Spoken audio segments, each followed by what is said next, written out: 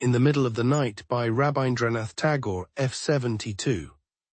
Adapted and modified by Kulwant Singh Sandhu. Contents: 1 in the middle of the night, 2 comprehension, 3 grammar page. 1 in the middle of the night by Rabindranath Tagore. Doctor, doctor, someone pestering me.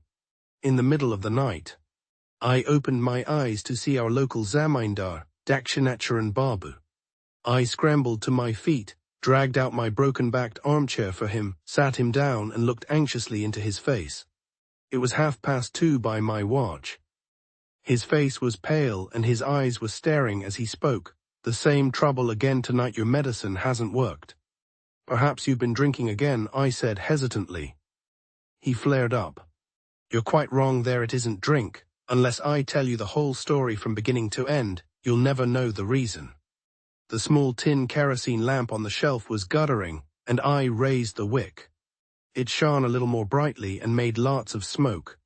I tucked up my dhoti and sat cross-legged on a packing case covered with newspaper. Dakshinacharan Babu began. You don't find many housewives like my first wife. But I was young then, and susceptible, and always immersed in poetry, so undiluted housewifery didn't appeal to me much. Those lines of Kalidasa kept coming to me. A wife is a counselor, friend and lover. In the fine arts it's a joy to teach her. But I didn't get much joy in my efforts to teach my wife, and if I tried to address her in terms of a lover, she would burst out laughing. Like Indra's elephant floundering in the Ganges, the finest gems of poetry and fondest endearments were swept away instantly by her laughter. She was marvelously good at laughing. 4 years went by and then I fell terribly ill. I had boils on my lips, I was delirious with fever, I was fighting for my life. No one thought I would survive. Things got so far that the doctor gave me up for lost. But then a relative of mine brought a monk from somewhere. He gave me a root mixed with ghee, and whether through the power of this medicine or through fate, I recovered. While I was ill, my wife didn't rest for a minute. Death's envoys gathered at the door for those few days, and a feeble woman fought them continuously with mere human strength and the utmost power of feeling.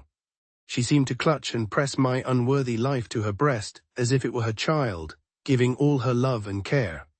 She didn't eat or sleep, she had no thought for anything else in the world. Like a vanquished tiger, death dropped me from its jaws and went away. But as he went, he dealt my wife a heavy blow with his paw. She was pregnant at the time, and after a short time gave birth to a dead baby. Various complicated illnesses began after that. I had to look after her. This used to embarrass her. What are you doing, she would say. What will people think? Don't keep coming in and out of my room like this all the time. At night when she was feverish, if I tried to fan her by pretending I was fanning myself, a tug-of-war for the fan would ensue. If sometimes my nursing took me 10 minutes past my mealtime, I had to beg and coax her to accept it. The slightest attention seemed to do more harm than good. She would say, it's not right for a man to do all this. I dare say you've seen our house at Baranagar. There's a garden in front, between the house and the Ganges. On the south side of the house, just beneath our bedroom, my wife enclosed a small plot with a henna hedge and made a garden of her own. Out of all the garden, that plot was the most unostentatious and natural. That is to say, color did not take precedence over scent, or botanical variety over blooms, and there were no tags with Latin names next to nondescript plants in tubs. Instead, there were roses, jasmine, gardenia, oleander and tuberose in wild abundance. A seat of white marble had been made round the base of a huge bacal tree. Before her illness, my wife herself stood at it twice a day, scrubbing it clean. On summer evenings, when her housework was finished, she sat there. She could watch the Ganges, but Babas in company yachts could not see her. After many days of being confined to bed, she suddenly said one moonlit Kaitra evening, I'm sick of being shut up indoors. Today I shall go and sit in my garden for a while. I slowly and gingerly guided her to the stone seat under the bacal tree, and laid her down there. I would have been quite happy to have her head resting on my knee, but I knew she would find this odd, so I brought a pillow for her instead. Full-blown bacal flowers floated down in ones and twos, and shadowy moonlight shone through gaps in the branches onto her wasted face. It was still and peaceful all around, and as I sat beside her in the fragrant shadows and looked at her face, tears came to my eyes. I slowly edged towards her and took her hot, emaciated hand in mine. She made no objection. After sitting in silence like this for a while, my heart swelled and I burst out, "I shall never forget your love." At once I realized I should not have said that. My wife laughed. In that laugh there was modesty, pleasure, and some disbelief, but also a considerable dose of the keenest mockery. She offered not a word of argument, but her laughter said, "You'll never forget, that's impossible, and I don't expect it either." For fear of this sweet piercing laugh, I never dared use amorous words with my wife. Whatever came to my mind when I was alone seemed utterly stupid if I tried to come out with it to her face. To this day I cannot understand why words which, when I saw them in print, made my eyes stream with tears, seemed so ludicrous when spoken. Arguments deal in words, but you cannot argue with a laugh, so all I could do was stay silent. The moonlight grew brighter. A coal bird was calling more and more impatiently. I sat and wondered if, even on a moonlit night like this, the female coal bird was deaf. Despite every medical effort, my wife's illnesses showed no sign of recovery. The doctor said, "Why not try a change of air?" I took her to Allahabad. Dakshinatharan Babu suddenly stopped at this point. He eyed me suspiciously, and then sat thinking with his head in his hands. I also kept silent. The kerosene lamp on the shelf was dim now, and the whining of the mosquitoes could be heard clearly in the still room. Suddenly he broke his silence and began again. At Allahabad, my wife was treated by Dr. Haran. He spent a long time treating her, but finally he too said what I and my wife already knew, that her condition could not be cured. She would be ill for the rest of her life. One day she said to me, "I shan't get better, and neither can I hope for a speedy death. Why should you spend your life with a living corpse? You should marry again." She saw this as a logical and rational solution. She had not the slightest sense of anything great or heroic or peculiar in it. Now it was my turn to laugh, had I had any of her talent for laughter. Like the hero of a novel, I gravely and pompously started, "For as long as there is life in my body." "Come, come," she interrupted. "Don't go on. Hearing you talk like that is enough to kill me." "I shall not be able to love anyone else," I continued, refusing to give in. My wife laughed loudly at this, so I had to stop.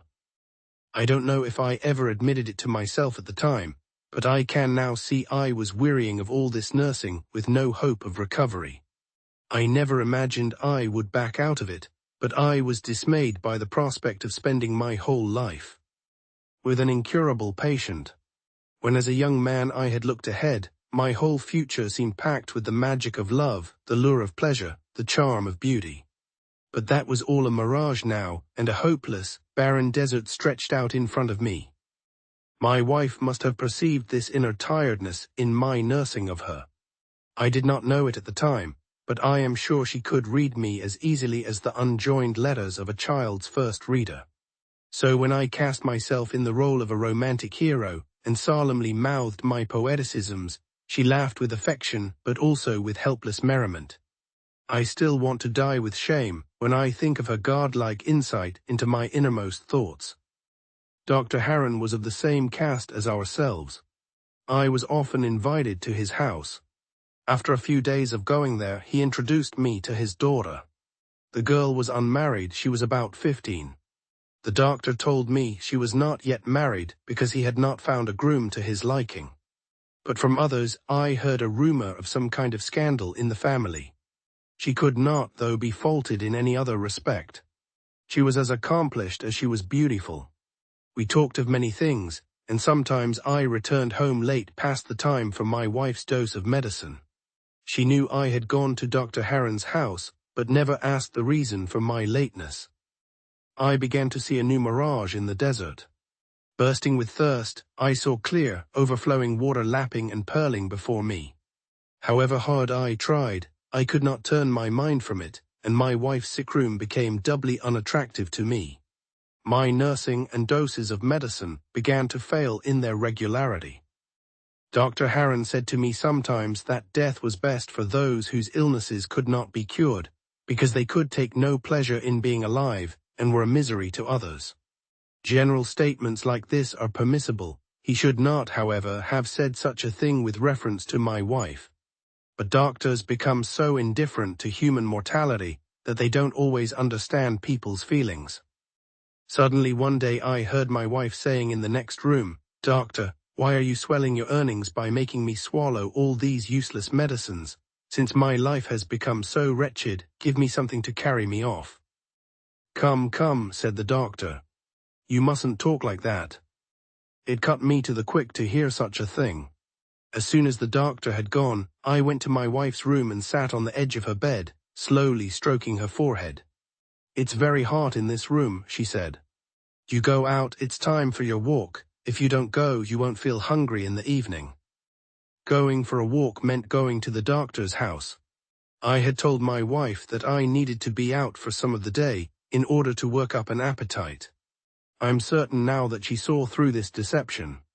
I was stupid, so I thought she was stupid too.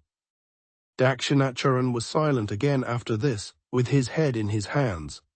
At last he said, "Give me a glass of water." He drank the water and went on. One day the doctor's daughter Manorama expressed a desire to meet my wife. I wasn't exactly pleased with this proposal, but I had no reason to refuse it. So one evening she came along to where we were staying. My wife was in even greater pain than usual. On days when the pain was bad, she would lie totally still and silent. Only when she clenched her fist or looked blue in the face could one tell what agony she was in. There was no movement at all in the room that evening. I sat quietly on the edge of the bed. Maybe she had no strength to tell me to go for my walk, or maybe she wanted me to stay with her at a time of such suffering. The kerosene light was by the door, in case it hurt her eyes.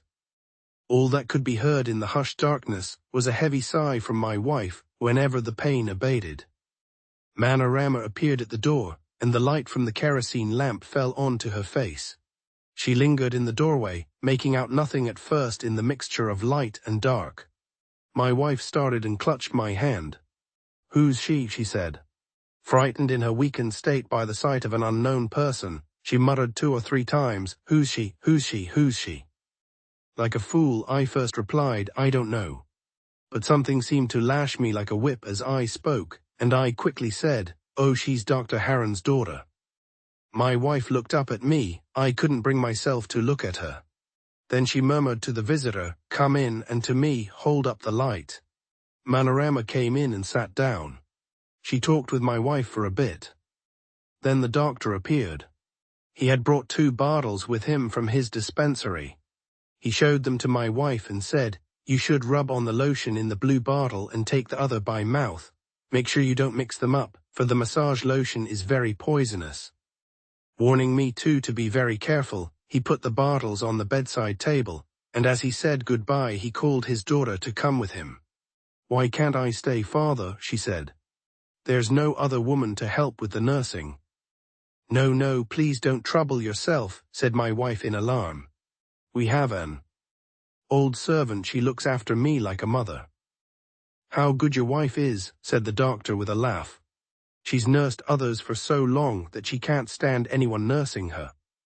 As the doctor turned to leave with his daughter, my wife said, "Dr. Harron, my husband has been sitting in this closed room for too long. Take him out with you." "Come," said the doctor to me, "come with us for a walk by the river." I did not demur for long. As we left, the doctor once again warned my wife about the 2 bottles. I ate at the doctor's house that night. It was late when I returned, and my wife was tossing and turning. Stabbed with remorse, I asked, "Is the pain worse?" She stared at me speechlessly, too choked to reply. I ran to fetch the doctor again. For a long time, the doctor could not make out what was wrong. Eventually he asked, "Is the pain worse? Why not rub on the lotion?" He picked up the bottle from the table and finding it empty asked, "Did you drink this medicine by mistake?" By a silent nod, my wife answered that she had. The doctor immediately rushed back to his house in Atanga to fetch a stomach pump. I fell half senseless onto my wife's bed. Then, like a mother soothing a child, she pulled my head onto her breast, and by the touch of her hands tried to convey what she felt. By the sad touch of her hands, she assured me again and again, "Don't grieve, it's for the best, you'll be happy, and that makes me die happily." When the doctor returned, my wife's torments were over. Complaining of the heat, Dakshinatharan took another drink of water. Then he stepped outside and walked up and down the veranda a few times, before coming in and sitting down again. He did not seem to want to go on talking. It was as though I myself was extracting the words from him by a kind of sorcery. He began again. "I married Manorama and returned to Bengal. She had married me with her father's permission, but whenever I spoke affectionately to her, whenever I tried to win her with loving words, she remained solemn and unsmiling. There were misgivings, perhaps, at the back of her mind that I didn't quite fathom. It was at this time that my drinking got out of hand. One evening early in autumn, I was walking with Manorama in our garden at Baranagar. It was eerily dark. There was no sound even of birds fluttering their wings in their nest, just the rustling of shadowy jau bushes on either side as we walked. Feeling tired, Manorama reached the white stone seat at the base of the bakul tree and lay down with her head on her arms. I sat down next to her. The darkness was even denser there, though the bits of sky that were visible were covered with stars. The crickets under the trees were stitching, as it were, a narrow border of sound along the edge of the robe of silence that had slipped down from the sky. I had been drinking that afternoon, and my mind was in a fluid, maudlin state. As the darkness pressed my eyes, the shadowy shape of my wife's languid body, the dim pallor of her loose sari, stirred me with inexorable passion. But she seemed like a shadow herself, impassable to hold in my arms. Suddenly the darkness over the jau bushes seemed to catch fire. A thin, yellow crescent moon climbed slowly into the sky above the trees, lighting the face of the woman slumped in her white sari on the white stone seat. I could hold back no longer. I moved and clasped her hand and said, "Manorama, you don't believe me, but I do love you. I shall never be able to forget you." I winced in alarm at my own words, remembering I had once spoken in the very same way to someone else.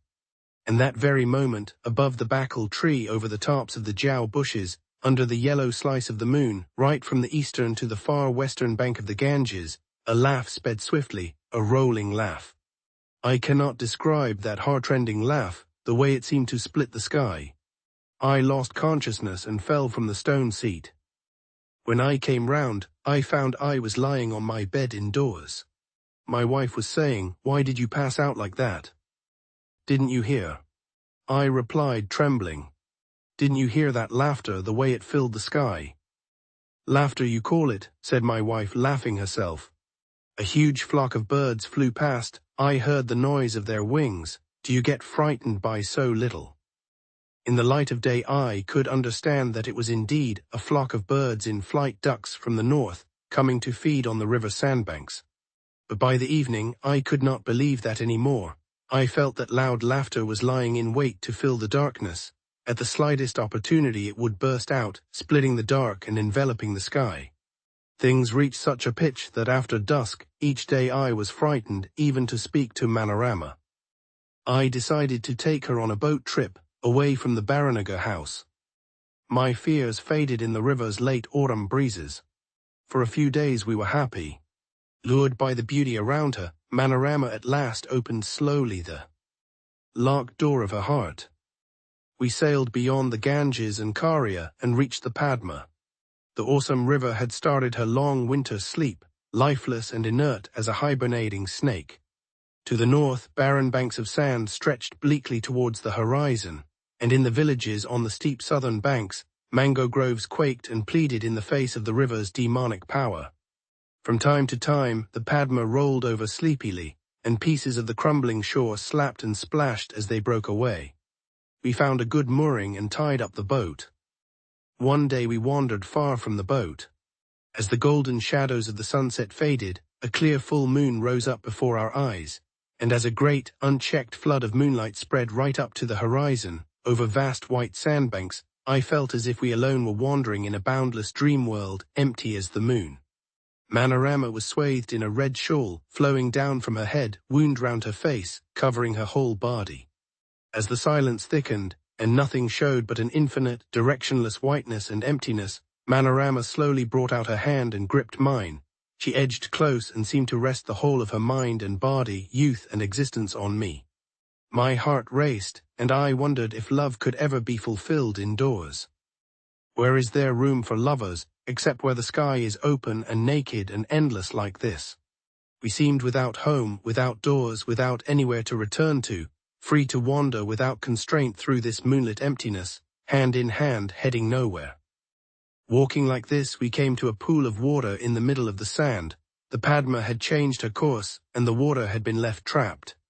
A long bar of moonlight lay as if in a swoon across that waveless, sleeping, desert pool. We stood on the edge together. As Manorama gazed at me pensively, her shawl slipped from her head.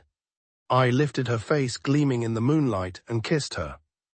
At once a voice resounded through the empty waste, saying 3 times, "Who's she, who's she, who's she?" I started in alarm and my wife shuddered too. But the next moment we realized it was not a human voice, not a supernatural one, either, just the call of the water birds scouring the sandbanks. They had been startled by the sight of people approaching their safe retreat. Shaken by our fear, we hurried back to the boat. We lay on our beds. Manorama was exhausted and quickly fell asleep. But someone came and stood by my mosquito net in the dark, and pointing once at Manorama with a long, thin, bony finger whispered ever so softly and indistinctly into my ear, "Who's she, who's she, who's she?" I sat up and struck a match for the lamp. Instantly a gale of laughter swept the shadowy figure away, shaking my mosquito net, rocking the boat, turning the blood of my sweat-soaked body to ice as it sped through the dark night. Over the Padma it went, over the sandbanks, over the sleeping fields and villages and towns, traveling on and on across countries and peoples, gradually becoming fainter as it shrank into the distance, leaving even the realm of life and death, becoming thinner than the point of a needle till it was too faint to hear, too faint to imagine. Yet there seemed to be endless sky inside my head whose borders the sound could never cross however far it traveled. It went on till I could bear it no more. I decided I'd have to turn out the light or I'd never sleep, but as soon as I did so and lay down again, immediately that strangulated voice returned to the darkness next to my mosquito net, close to my ear. "Who's she, who's she, who's she?" To the same rhythm as the blood in my heart it continued, "Who's she? Who's she? Who's she? Who's she? Who's she? Who's she?" In the depth of the night on that silent boat, my round clock seemed to come to life too, its hands pointing from the shelf at Manorama and saying with its tick-tock, "Who's she, who's she, who's she? Who's she, who's she, who's she?" Dakshinacharan Babu had turned yellow as he spoke, and his voice was hoarse. "Drink some more water," I said, touching him. My kerosene lamp guttered and went out. I noticed that it was getting light outside. The crows were cawing. Magpie robins were whistling. An ox cart creaked past on the road in front of my house. Dakshinacharan's expression changed. There was no sign of fear anymore. He seemed ashamed that the sorcery of the night and the frenzy of his imaginary fears had made him tell me so much. I felt that he blamed it on me. Without a single civil word, he abruptly rose and left the house. The next night, halfway through, there was a knocking at my door again, and the sound of "Doctor, doctor." 2 comprehension questions. Question 1. Why does Dakshinacharan Babu visit the doctor in the middle of the night? Question 2. How does Dakshinacharan describe his first wife's reaction to his romantic or poetic expressions? Question 3. What significant act does Dakshinacharan's first wife perform during his severe illness? Question 4. What does Dakshinacharan's first wife suggest when she realizes her illness is incurable? Question 5. Who is Manorama and how does Dakshinacharan meet her? Question 6. What mistake does Dakshinacharan's first wife make that leads to her death? Question 7. What supernatural or eerie experiences does Dakshinacharan encounter after marrying Manorama? Question 8. Where does Dakshinacharan take Manorama to escape his fears, and what happens there? Question 9. What role does the garden under the bakal tree play in the story? Question 10. How does Dakshinacharya's behavior at the end of the story reflect his emotional state? Answers. Answer 1. Dakshinacharya Babu visits the doctor at 2:30 in the morning because he is distressed, claiming the doctor's medicine has failed to cure his recurring trouble, which he later reveals as haunting experiences tied to his guilt. Answer 2. Dakshinacharya describes his first wife as laughing at his romantic or poetic expressions, finding them ludicrous, with her laughter mixing modesty, pleasure, disbelief, and mockery. Answer 3. During Dakshinacharya's severe illness, his first wife tirelessly nurses him, fighting death with her love and care, barely eating or sleeping to keep him alive. Answer 4. When she realizes her illness is incurable, Dakshinacharya's first wife suggests that he should marry again, seeing it as a logical solution to free him from the burden of nursing her. Answer 5. Manorama is Dr. Haran's daughter, described as beautiful and accomplished.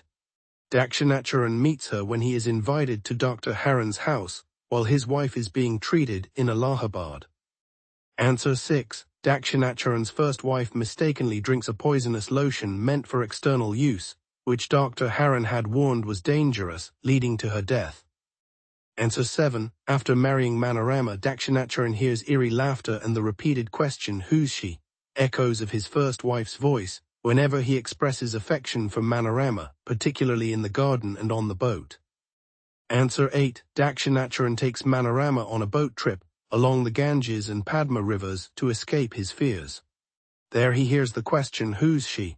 and laughter again, which he initially mistakes for water birds but perceives as his first wife's voice. Answer 9. The garden under the bakul tree is a significant setting, created by Dakshinacharya's first wife as a simple, natural space where she sat. It becomes a site of haunting laughter, symbolizing her lingering presence and his guilt.